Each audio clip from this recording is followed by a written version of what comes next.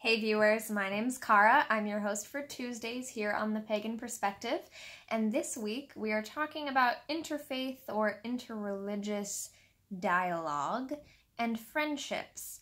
This week's topic comes from Mei Wood, who wrote us a very concise and very well thought out question, which will be in the description of this video as usual, and also provided us a bibliography of links that they used to do their own research on the topic in order to formulate their question, and included all the links for us to look at what they had looked at.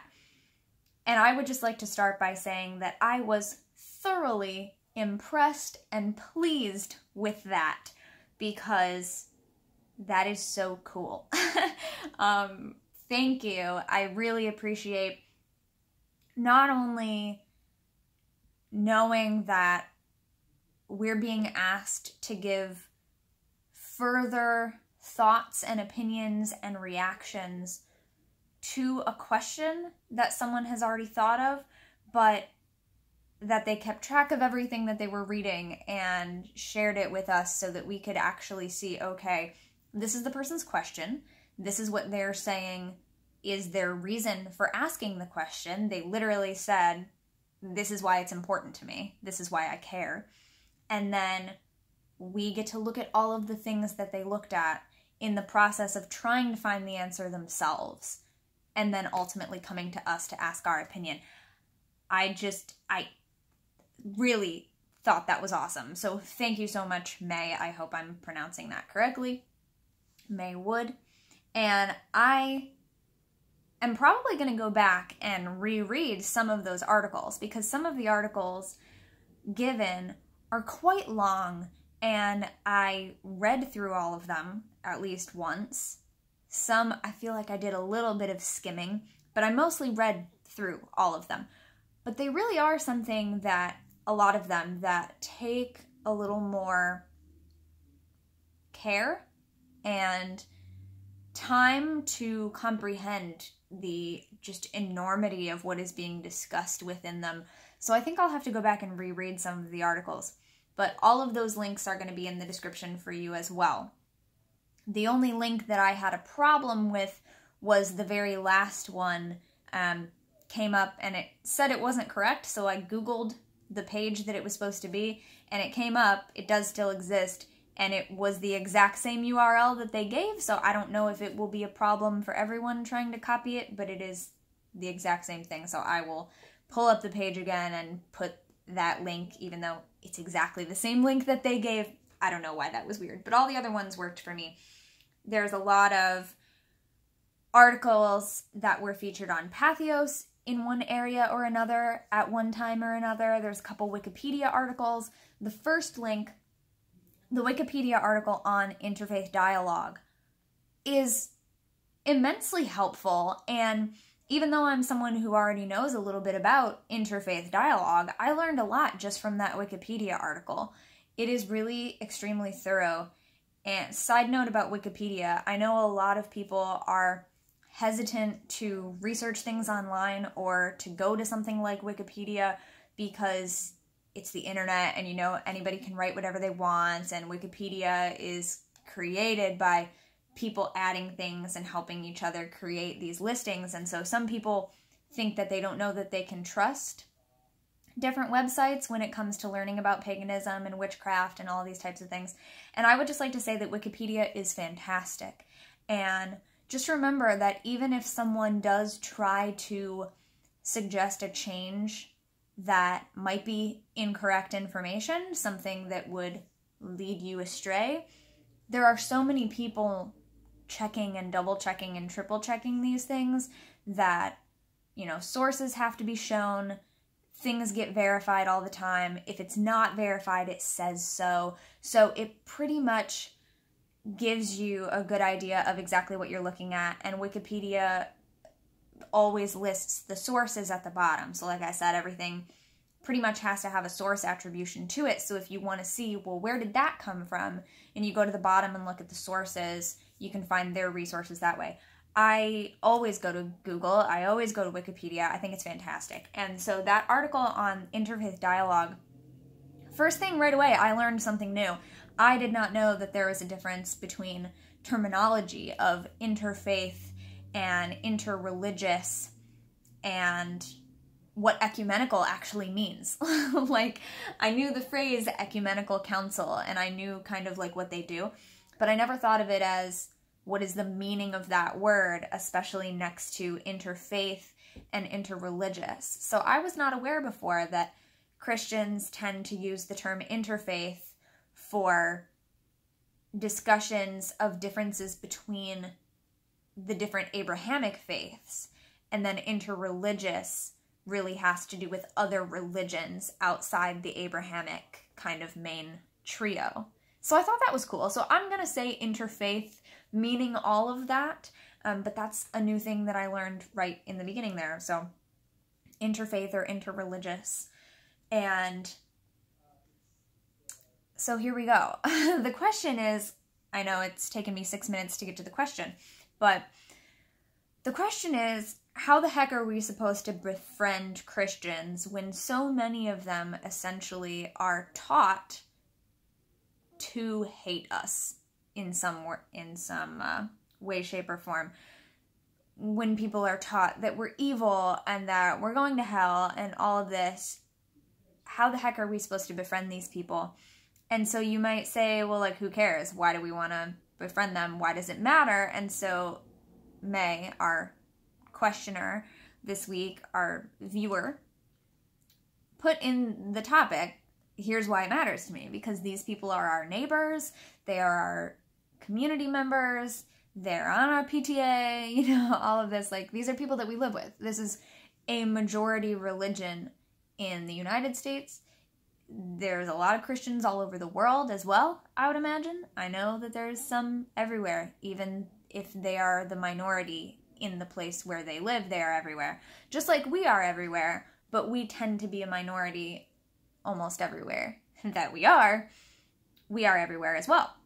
There's something we have in common. But, so it's really more of a, like, you know, hey, listen, we're everywhere, they're everywhere. Why do we have to hate each other and make it so difficult? Why can't we just be friends, right?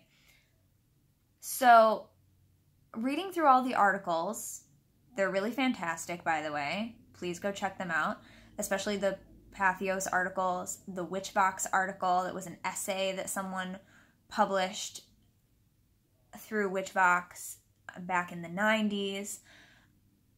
Just a lot of really interesting perspectives, and I appreciate that I got to read those before I decided to do this, because there were definitely things that I already thought, and it was just nice to have a reminder of some of the things that people were sharing in the articles, particularly the one, and I'm going to put stars next to my favorite ones down in the list. I'm going to add some asterisks next to them so you can see my most highly recommended ones to read first.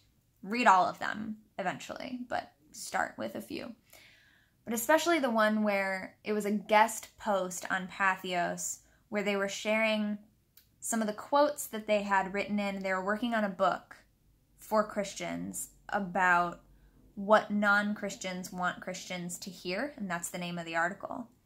And they had put out a post on Craigslist all over different areas asking non-Christians to write in a short statement, something that they want Christians to know. Specifically, they were looking for reactions to how do non-Christians feel about being on the receiving end of evangelization or an attempt to be converted. I really appreciated reading those things, reading those particular non-Christians' experiences and reactions, because it reminded me that it does still happen so much more than it happens to me anymore. It's definitely happened to me before. I have videos on my personal channel talking about some of the more public and more what I have turned into, more humorous, but also, I hope, good lessons, experiences where people have attempted to convert me when they find out that I'm a witch or that I'm pagan. conversations that I've had with people in the bookstore, conversations that I've had with people at Walmart, just anywhere that people find out I'm a witch and start trying to convert me or tell me that I'm going to hell. I have some videos about that. So it's definitely happened before. Happens to all of us at one point or another, I think. But for the most part, in my personal life, a lot of the Christians that I know are really accepting. They are the type of Christian who they have their own beliefs, and that is their belief, but they also understand that other people have their own beliefs that are just as strongly held as their own. And so they're not the type to evangelize or proselytize. But reading those comments in that article reminded me that there are still a lot of those people out there. And just because I don't experience it as much anymore doesn't mean that there are fewer people like that out there. There are still tons of people like that out there. So I appreciated that reminder. And for me, it all boils down to a lot of the stuff that these articles talked about, especially the one, I think the one that I most recently read was the Witch Box article, because it looked like the longest, so I think I saved it for last, which was silly. You shouldn't start with the short things. It's supposed to be the opposite, but that's what I did. I mostly read them in chronological order, but chronological order? Numerical order of how they're listed in the topic below. Anyway, the Witchbox article talks about how in order to have a really productive dialogue, the people in that dialogue who are deciding to have a conversation kind of have to come to some compromises. Like, in order to have a meaningful and productive conversation, we have to start by knowing a little bit about each other and knowing a little bit about each other's views. And to use a theatrical term, we have to suspend our disbelief a little bit. Or in this case, suspend our belief. So, one of the examples was pagans don't believe in hell, right? We just don't. Pretty much. And most Christians believe in hell. And so that is a compromise that we would have to come to. If we're going to have a conversation, we have to allow that people believe in hell, and that because it is not something that we can ultimately know for a fact, it is not a factual thing, for the purpose of discussion, we have to allow that we could be wrong about the non-existence of such a place.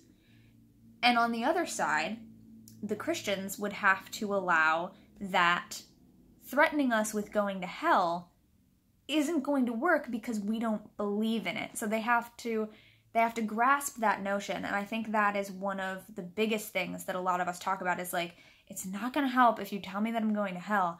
I don't believe that that place exists. Like, that's only a threat to people who are afraid of it, and we're not, so it doesn't work, right? So in order to have that conversation, we have to understand what the other believes about the thing in question, and we have to suspend our belief for that moment.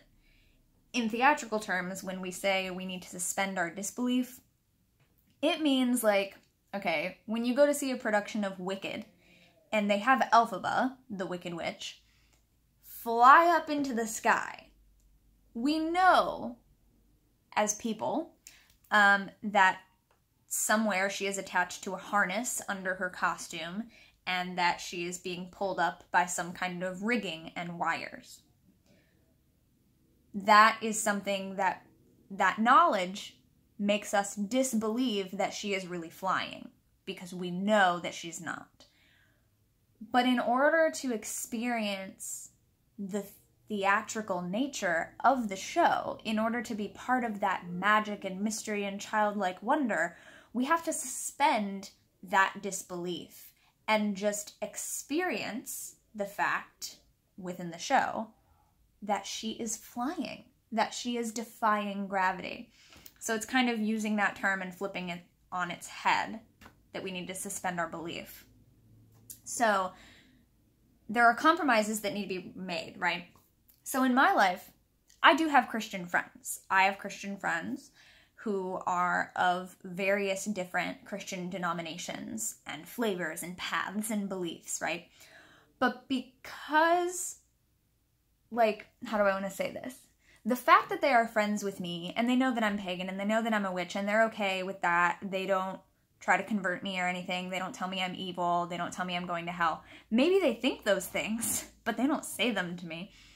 That ability of us to have a friendship is because I don't fundamentally have a problem with Christians, and they are various types of Christians who do not fundamentally have a problem with the existence of someone being a pagan. And we are able to have dialogue about our faiths because there's a mutual respect for each other as people, for our friendship, and ultimately, like, it's not, neither of us have a belief that we have to be right. You know? Like, neither of us is invested in having the right answer. We both just kind of know, so I'm using this as an example of like me and one other person in a discussion.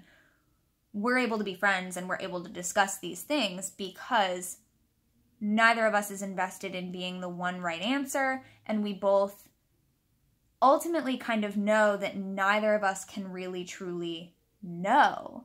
So we're just sharing each our personal beliefs. And because neither of us have a belief that inherently harms the other person, it's not as personal, and it doesn't feel like a personal offense, such as it would with Christians who believe that being gay or otherwise non-heterosexual is inherently evil and a sin, and it means you're going to hell. I have a harder time being friends with those Christians because they fundamentally do not agree with something that is true about me as a person, and they believe that I am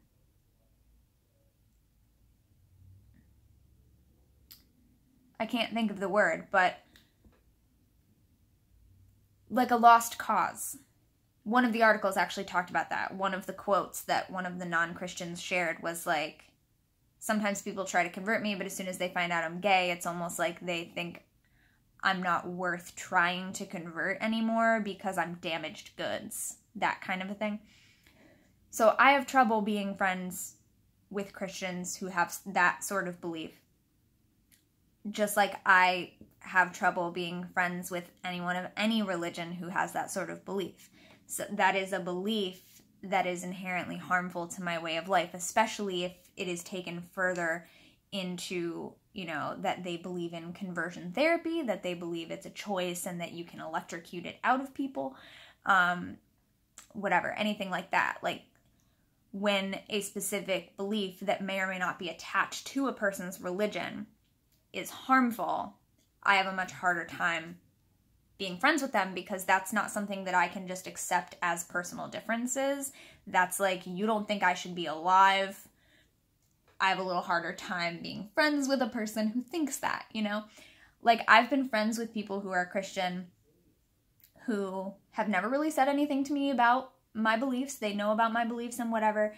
And there's one person in particular that I'm thinking of, knew about my beliefs forever, never a big deal. And then one day they just came out and said like, oh no, like, make no mistake, I believe you're going to hell because you're a witch. Like, hello, yes, you're going to hell. I believe you're going to hell, for sure.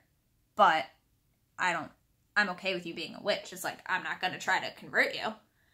So then I was just like, all right, I don't know if I should feel bad about the fact that you truly believe I'm going to hell and you don't care, but thanks, like, you know. And I didn't really talk to that person very much after that because that was kind of a big rift. I was like, you've thought this the whole time and you just never thought to tell me? It feels like being patronized forever, like, for your whole friendship with a person, and that's weird. That just doesn't feel good.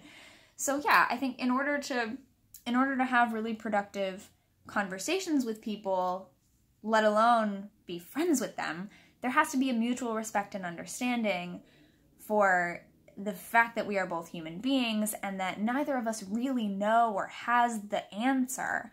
We're just discussing, and it has to be okay that there are multiple paths that people can take to divinity. And so I think a lot of the people who have an easier time talking to each other about religion and being friends based on that type of thing are the people who truly believe that it's cool for people to find whatever path that they personally feel the most called to, and that it doesn't necessarily have to be a pagan path. And it doesn't necessarily have to be a Christian path. It doesn't necessarily have to be Buddhism. There are several articles below, a few at least, that are specifically about Buddhism and the idea of religious tolerance that comes from that practice, that Buddhism is historically very tolerant of other religions because they don't believe that that is the only path to enlightenment. It just matters that people are seeking enlightenment. So, yeah, for me, it's a matter of like, okay, so we might think, why does it matter? I don't want to be friends with these people anyway. I don't need their approval. It's not about gaining approval.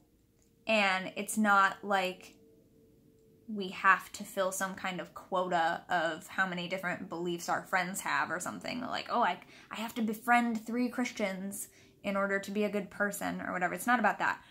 For me, it's just about, it's the individual people. And as the articles show and tell,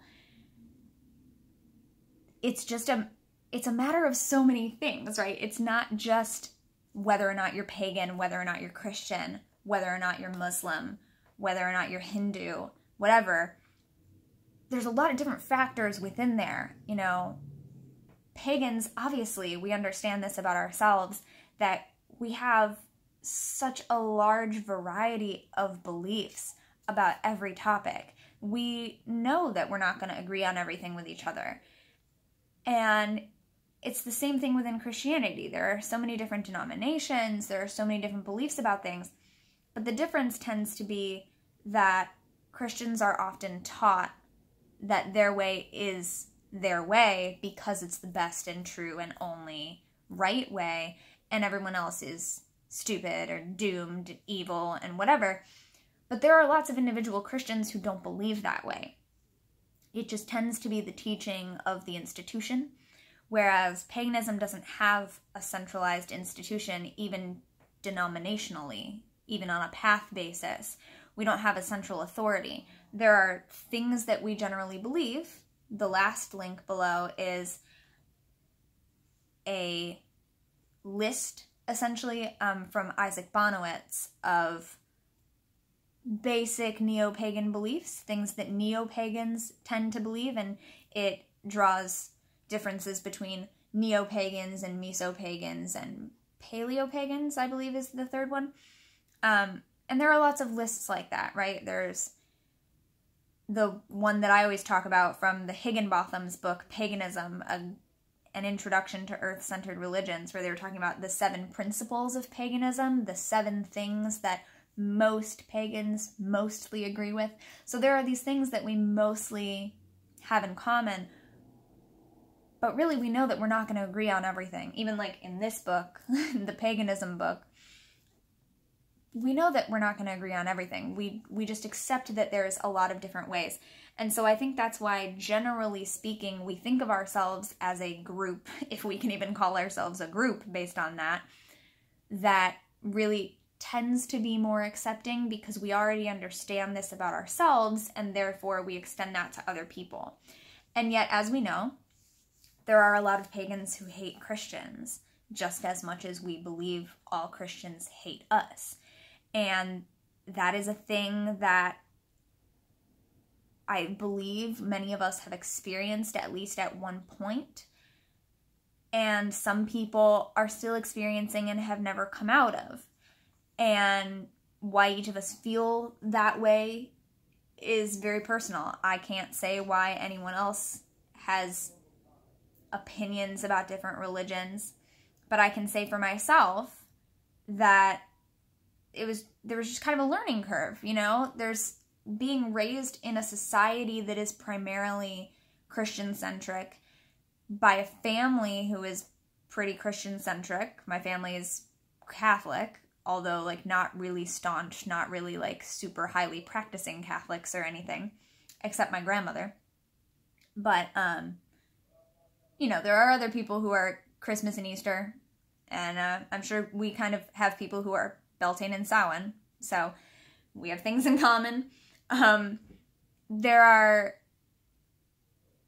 things that being raised in that environment, it's just easier to be Christian, and like we don't question things.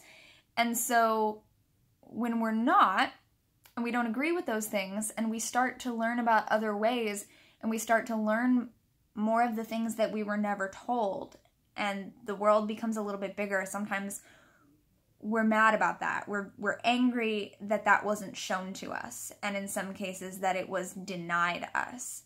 And so we can be very angry and hateful. And then on top of it, we have negative experiences with people coming up to us in the grocery store, calling us evil, telling us we're going to hell, following us around, wanting to pray for us, all of it. And it just makes it feel yucky. It doesn't feel like a good experience. It doesn't feel like we're being respected. And so when we don't feel like we're being respected, we're very tempted to not respect people back. So when we believe that a group hates us, it's only natural to think, well, they don't like me, why should I like them? And I'm not saying we have to. What I'm saying is, it's important for me, this is how I do it, to recognize that just as we know that pagans aren't all the same, and we can't ever rightfully generalize about ourselves, Christians also are not all the same. People who practice Islam, who practice Judaism, who practice any of these other things, and I'm saying practice, but follow might be a better word. Believers of these other faiths, or non-faiths, as it were. Religions. There are so many words with so many meanings to different people. All of these other groups also have variations within themselves. And we tend to see our own groups, this is my stereotyping and prejudice psychology work, rearing its head. We tend to see our own groups as being very diverse and unique and full of individuals, and you can't lump us together, we're so different. And we tend to see groups outside of ourselves, groups that we're not in, as being very conglomerative and as being all the same. And it's just not true. It's not true, because the wide variety that is us is also true of every other group. And so it's important not only to remember that, but also to give ourselves permission not to try to befriend the people who are still in the place of being hateful. We don't have to try to have a respectful dialogue with someone who flat out is not respecting us back. It goes both ways. So you could be a person who wants to befriend people of other religions and other beliefs or non-beliefs, but it's important to seek out those people who are receptive to that type of dialogue, who are okay with having that type of friendship and experience where it's not going to turn into a covert conversion attempt. I feel that we do not need to feel responsible for becoming friends with people who do just outright hate us and show that in their actions and in their words. And it's okay to say no thank you to those people. And it doesn't mean that we are being hateful of their entire religion or that that is the reason. What we're saying is that person is not in a good place right now to have an interreligious dialogue with me or to have an interreligious friendship. And I personally am not a fan of like, well, we can be friends as long as we never talk about our religions because we know that we really disagree, because religion is so much a part of who I am. My spirituality and my path is so much a part of me, and that's true for everyone else, that I don't personally believe that it works out best that way. Now, I have to have those types of relationships with like people in my family because they're not going anywhere. And I know that we disagree, so I do try to just avoid those topics. And that's why, as a result, they really know very little about me as a person, because they don't know anything about my path and my spirituality. And so as a result, it feels kind of like being a cartoon character to other people, where, like, you know that they have a very two-dimensional view of you almost. So I personally am a fan of expecting more out of my friendships and being okay with knowing when it's not the right time to be friends with a person based on your beliefs. And I don't think that that's bad. But it also means accepting it back upon ourselves. Like, if I am being really hateful and closed off about someone else's beliefs, I need to accept that they might not want to be friends with me right now because I am not in a good place to understand them, you know? So we know there are pagans among us who are pretty damn angry and hateful towards specific other religions. And we have to be okay with understanding that people of those other religions are not exactly about to reach out to us and try to be our friend if that's where we're coming from. So you can't be angry and nasty and name-calling and all of these things, but then also be mad that no one else is trying to reach out to you to be your friend, because you're not being very friendly, right? So it goes both ways. If someone else is not being very friendly, I don't feel a responsibility to try to reach out to them. You can make yourself available. What I do on Facebook, I have a lot of just sort of casual friends that I know through my work, through theater and stuff like that, who I know are Christian. And I will post things about paganism and about witchcraft. And sometimes I even invite them. I'll specifically say, non-pagan friends, I would love to hear your opinion on this. I would love to know what you would like to know about my path. I want to engage in a dialogue. And usually none of them say anything. But that doesn't mean that I haven't put it out there. So you can put it out there every so often and just to see if you get a bite. And if nobody does, okay, cool. Like, I'm not personally messaging people demanding them to have a dialogue with me. If they're not ready, then I don't need that, right? But, you know, you can just put it out there every now and again, like, hey, I'd be interested in having an interfaith dialogue or interreligious dialogue if anyone's interested. No pressure. But yeah, so those are my long and involved thoughts. And I do encourage you to read all the articles. And before I go, I just want to say, I know I have been better about posting my videos earlier in the day. This week I am posting much later in the day again by lamplight because I've lost the natural light. It's much later in the day. I had a lot of stuff going on in my personal life today, and some of it involves some of the people that I usually have my interreligious relations with. But yeah, so just, I'd like to take a moment to recognize each and every one of you out there and everyone else on my team here. And just remember that, and this is something that goes along with this topic, kind of, this is something we could always remember, that everyone has stuff going on in their lives that we don't necessarily know about. If they're not telling us, or if they're not posting about it on social media, we don't know everything that's going on in someone else's life. We don't know everyone's experiences. So we don't know why people do the things they do. We don't know why they say the things they do or think the things they do. And psychology can help us to try to figure that out. But ultimately, each and every one of you has your own little secret life that I don't know anything about if you haven't told me, and that other people in your life don't know about. And so if we want people to know things, we really have to share them. And when we don't share them, we have to know that when people are not sharing, it means that maybe it's not our place to know at that moment. And again, you can put it out there. You can say, hey, just so you know, I'm here. If you ever need anything, you can talk to me, and let people respond or not respond. But just sometimes it helps me to remember, like when I get really upset that like people don't understand what's going on in my life, remembering like we're not mind readers. Some of us might be psychics, but ultimately in our interpersonal relations, we are not mind readers. People cannot know what's going on with us if we don't tell them, and we cannot pretend that we know what's going on with someone else if we have not been told. So just honoring that diversity of our experiences and with that said, I just want to send you all some warm, cozy, snug energy, some loving energy, some light, and some positivity. I hope your day is great. I hope your week is great. And I will see you next time. Thank you so much for sticking around and listening. Don't forget to be awesome. Blessed be. And goodbye.